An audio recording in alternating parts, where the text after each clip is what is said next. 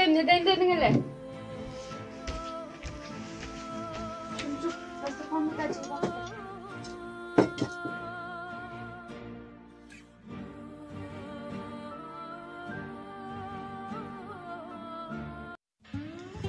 Apa?